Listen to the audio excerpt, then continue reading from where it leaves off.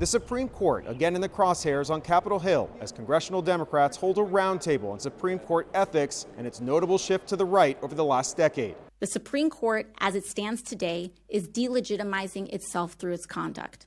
The gathering was held a day after a progressive filmmaker released secret recordings of her conversations with Supreme Court justices at a gala last week. I don't know that we can negotiate with the left. The activist, Lauren Windsor, posed as a conservative when talking to Justice Samuel Alito, saying in part that compromise between progressives and conservatives is no longer possible, prompting this response. I think you're probably right.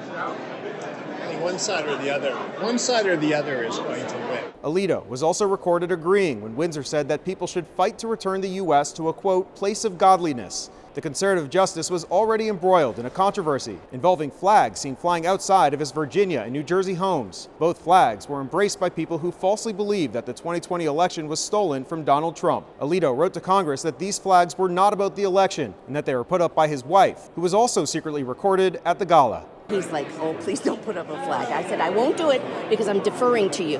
But when you are free of this nonsense, I'm putting it up and I'm going to send them a message every day. And this isn't the only controversy at the High Court. Last year, the news site ProPublica uncovered lavish trips and gifts given to Justice Clarence Thomas by Republican megadonor Harlan Crow. These gifts were not initially reported on Thomas's disclosure forms. All this prompting a new code of conduct at the court, which Democrats argue doesn't go far enough. The highest court in the land today has the lowest ethical standards. Now, Windsor also secretly recorded a conversation with Chief Justice John Roberts. When she suggested that the U.S. is a Christian nation, he interrupted and disagreed, saying, I know a lot of Jewish and Muslim friends who would say maybe not.